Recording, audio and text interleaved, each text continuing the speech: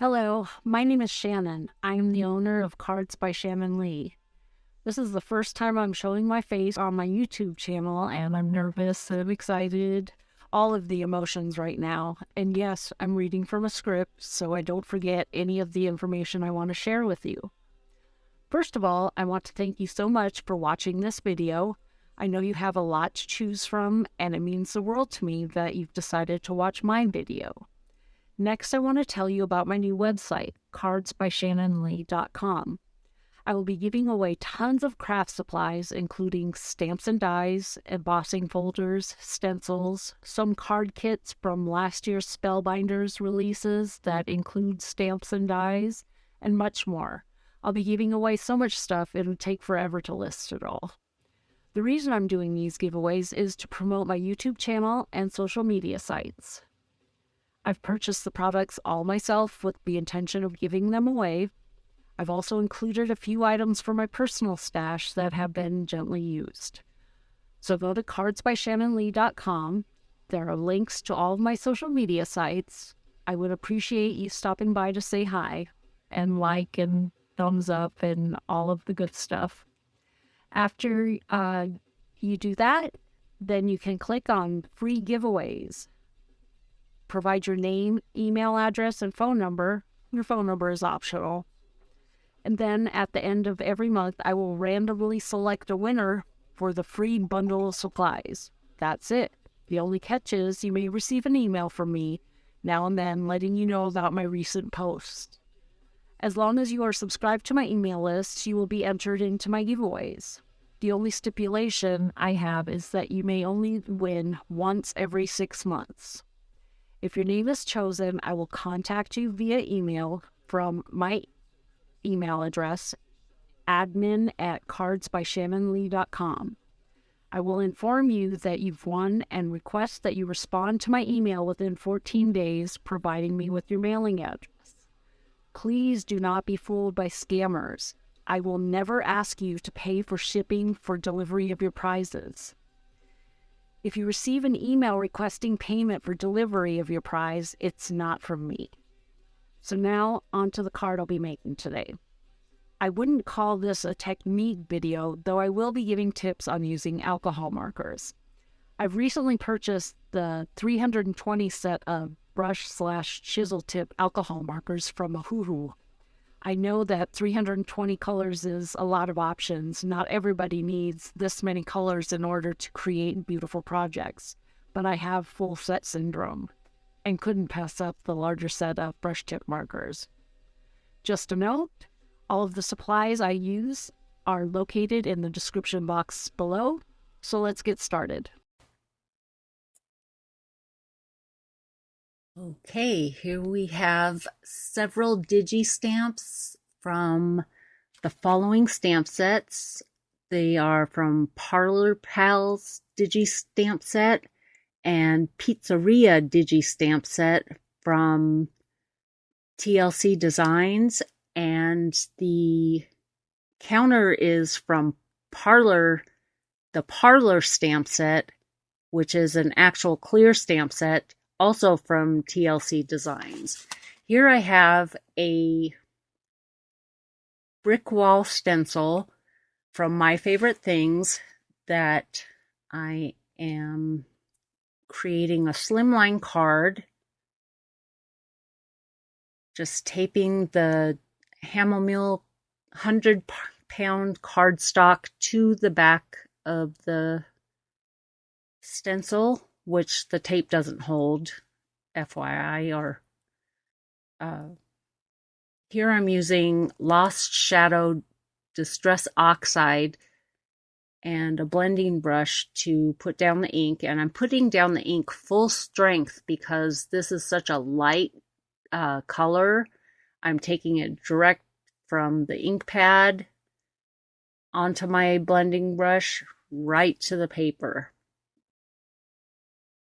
and holding that paper still with just my fingers because the tape isn't doing its job. I didn't have enough area between the size of my cardstock and the size of the stencil in order to Sorry about that. Forgot to silence my phone. Um, in order to adhere that cardstock to the stencil. I'm using a waffle flower stencil mat, which helps to keep the paper in place.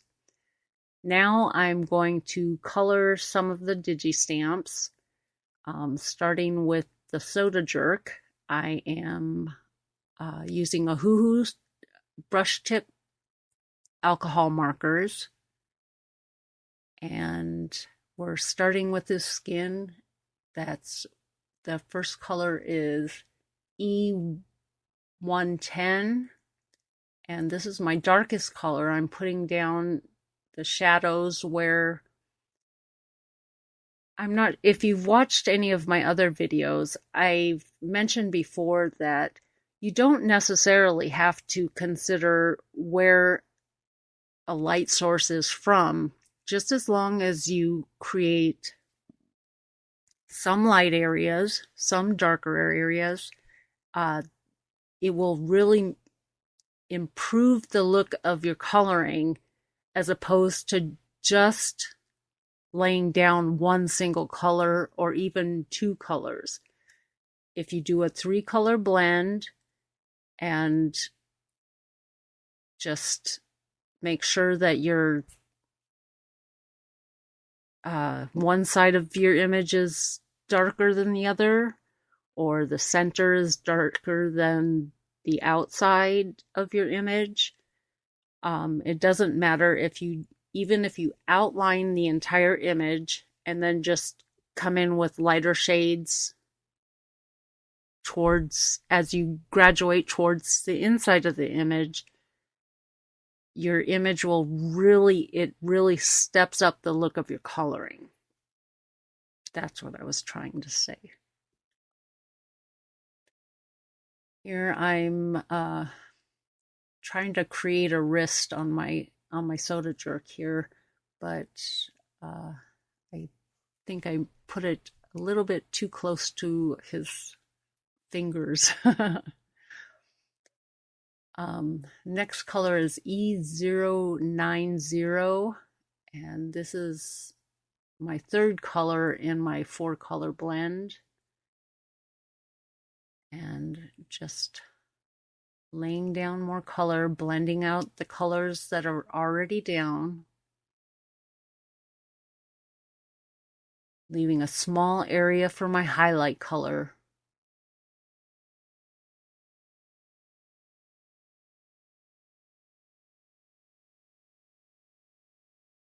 I forgot to add his cheeks with a darker color, so I'm going to come back in with the E160 and create some rounded cheeks for him.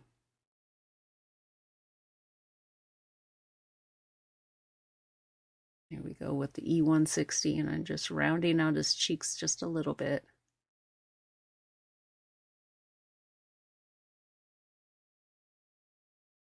And then I'll blend that out again with the E090.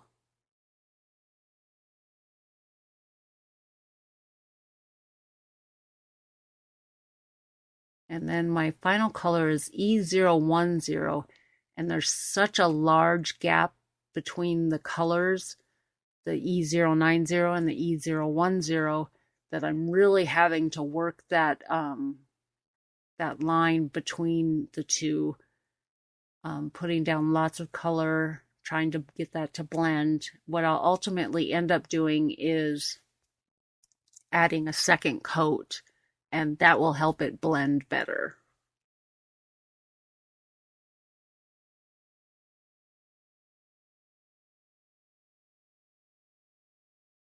Still working at it. And here I didn't realize that I forgot his nose. Okay, so I've put down a second coat and off camera, and I'm using RV030 for his cheeks. Give him rosy cheeks, and then I will come in and use the E090. Oh, I forgot green eyes with the PB10.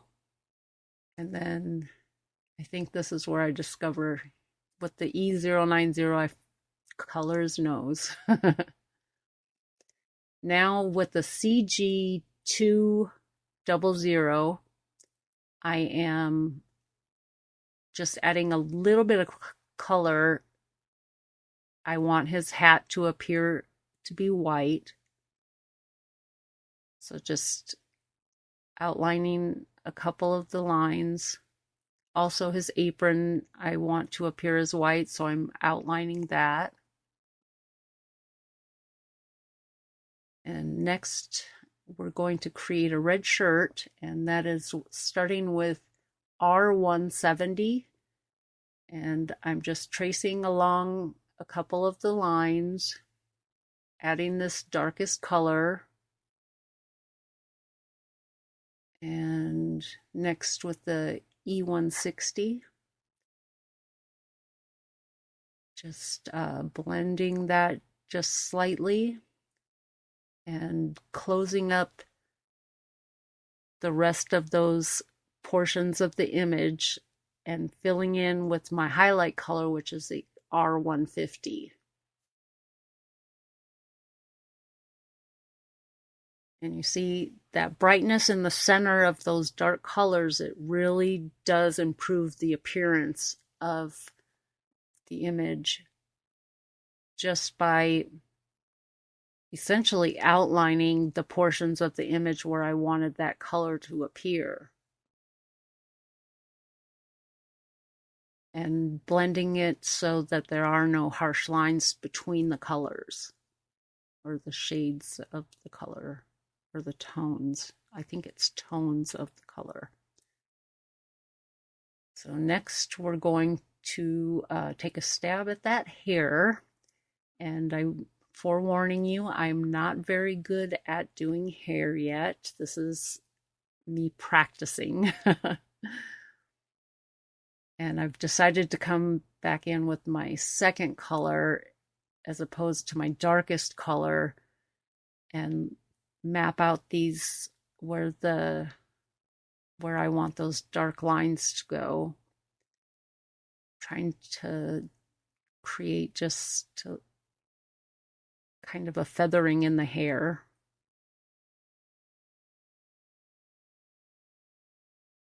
And here I'm going to put down a part in his hair. And then a few more brush strokes. And I'll come back in with my darker color. That's a Y210. And I'll go over these lines, create a few more lines in between the ones I've already colored. Darken up that part.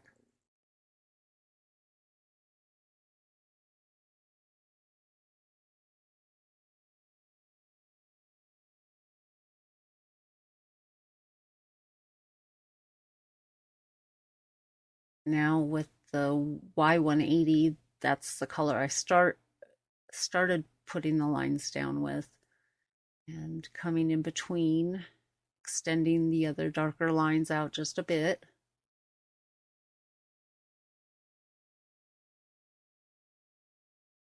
Going over that part with the lighter color. And then bringing down some more brush strokes just to give it a little bit of color coming from under the hat. Next is Y130. And we're going to bring this up closer together, leaving just a small amount of space for the highlight color.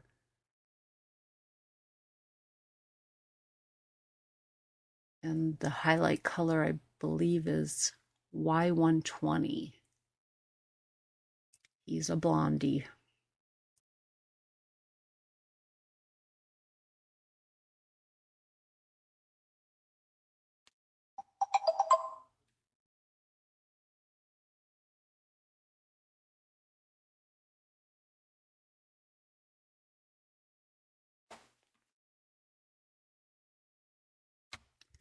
Okay, so I started on this little girl's dress, and this was my second attempt at pleats, and don't laugh, but they look like shark teeth. So I don't end up using this image in my card. I go with my first attempt, which was much better than this second attempt. But I did feel that maybe I should leave some of my trial and error hair coloring in for you to witness. And you notice how I am going over, now I believe this is my lightest color, and I'm going over a lot of the illustrator's pre-drawn lines and then adding just a little bit in between.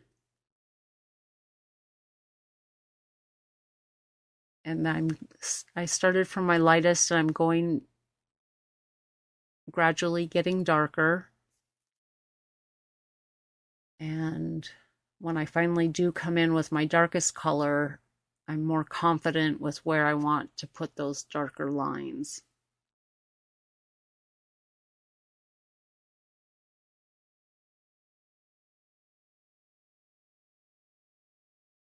Putting in a little bit of a drop shadow. I'm sorry if I'm making you dizzy. I'm a paper turner. When I am coloring, I do better with my brush strokes when I'm trying to do the feathering or the flicking technique. I do better where I'm brushing away from myself. So that's the reason for me turning my paper constantly. I hope I don't make you motion sick.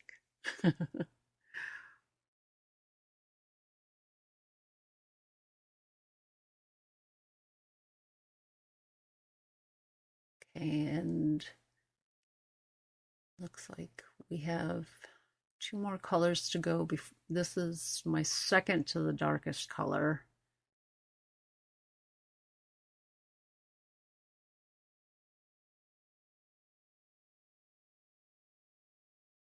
Laying down a drop shadow.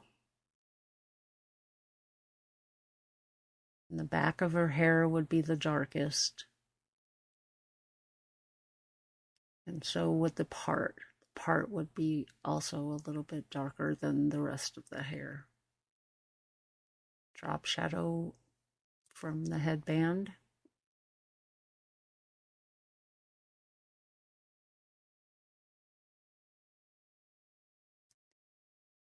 Just flicking up a few little brush strokes from the bottom, and a few more starting from the headband under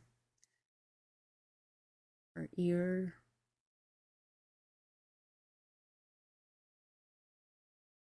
And the hair behind her head, or just below her, where her chin is, would also be very dark, so not leaving a lot of area for highlight there.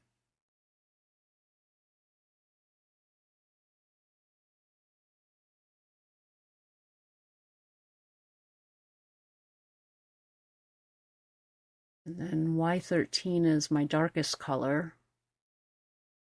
And here I'm more confident with my brush strokes.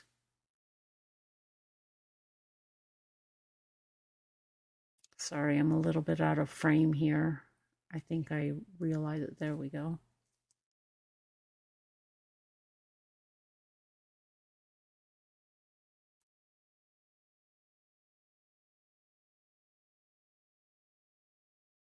Just drawing in that drop shadow around the headband. If you ever have trouble with the flicking or the feathering technique, one thing that I do to practice is I will just draw a straight line, and then I'll draw a curved line. And also I can draw a circle. With a circle, I start from the inside outline of the circle, and flick towards the center on the wavy line. And on the straight line, I do the same thing. I start from the line. That's where I place the brush down, and I flick outwards.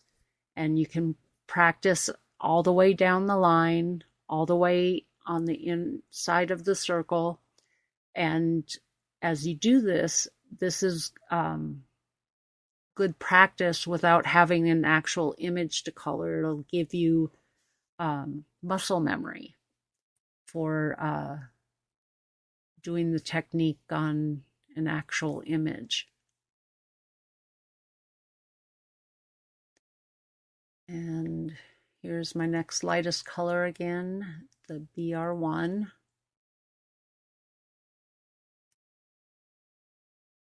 Just extending out those darker lines.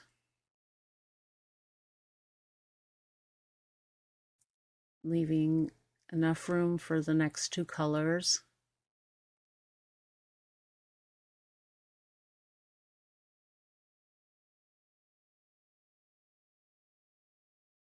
You can see my markers are very new. The shine from the ink that I'm putting down is apparent.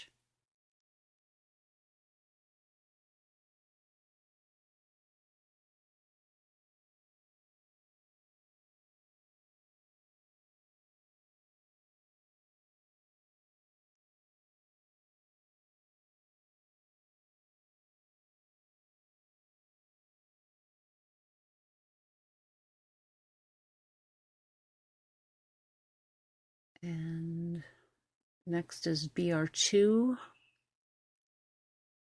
Notice I'm just moving from the outside in, leaving that smaller area for that highlight color.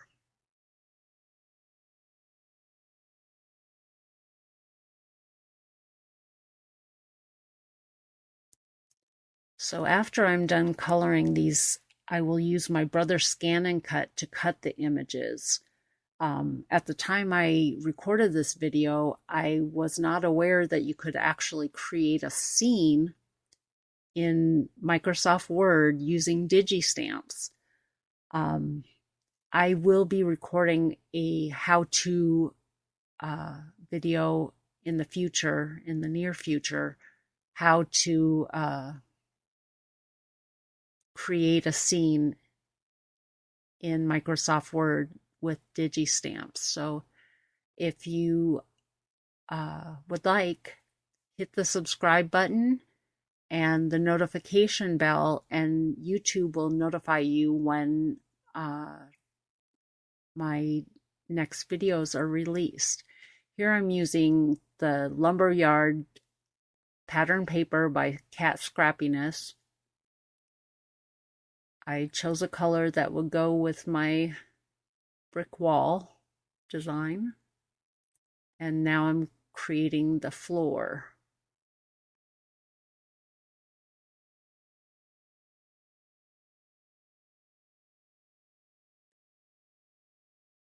Here I'm just deciding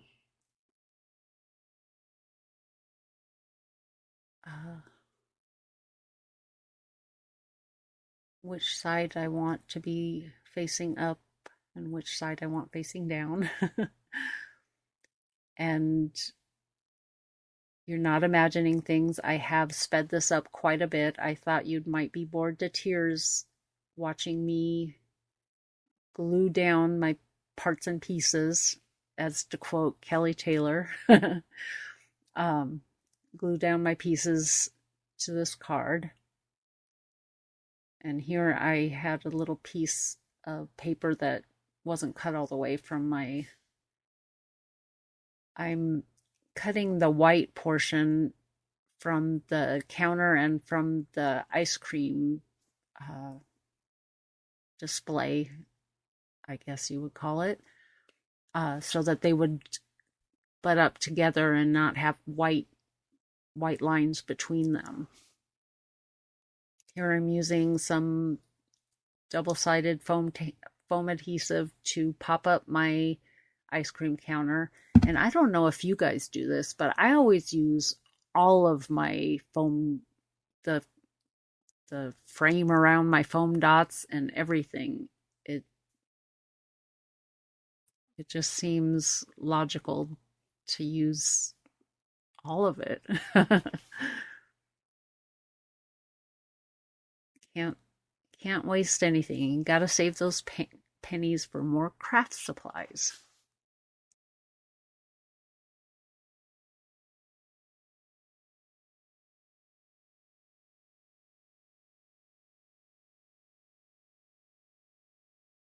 Just pop up the ice cream display. Now I know I mentioned that the Digi stamps are from the Parlor Pals Digi stamp set and the Pizzeria Digi stamp set. The only part that's from the Pizzeria Digi stamp set are the bar stools. But the Pizzeria stamp set is a great stamp set to have because it has a table and chairs and the, what do you call that, fire brick oven for cooking the pizzas and all sorts of good stuff. So I highly recommend, if you haven't tried Digi stamps, giving them a try. They are so much less expensive than actual clear stamps or rubber stamps. You can create an entire scene, like I said before, in Microsoft Word with the stamps, and you print it off as many times as you'd like.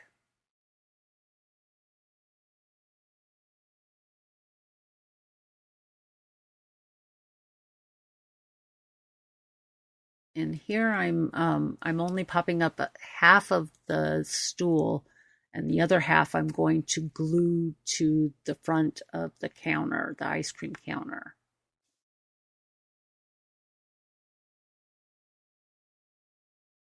If I haven't already, I do want to thank you for watching my video.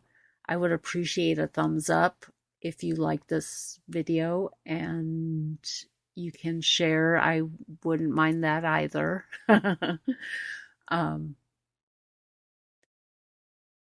And like I said at the beginning of the video, you can go to my website, www.cardsbyshannonlee.com, all spelled just the way you would normally spell cards by and Shannon Lee, the normal spelling. It's SHANNONLEE.com. And we just did a drawing for our first giveaway, and I sent that email out last night. So we will do another drawing at the end of June. As long as you are subscribed to my email list, you will be eligible to win the monthly bundle of craft supplies. And that is, you can win once every 6 months, but as long as you are receiving my emails, you are eligible to win. And here we go. That's the end of the card. Thank you so much for watching, and I will catch you next video. Bye for now.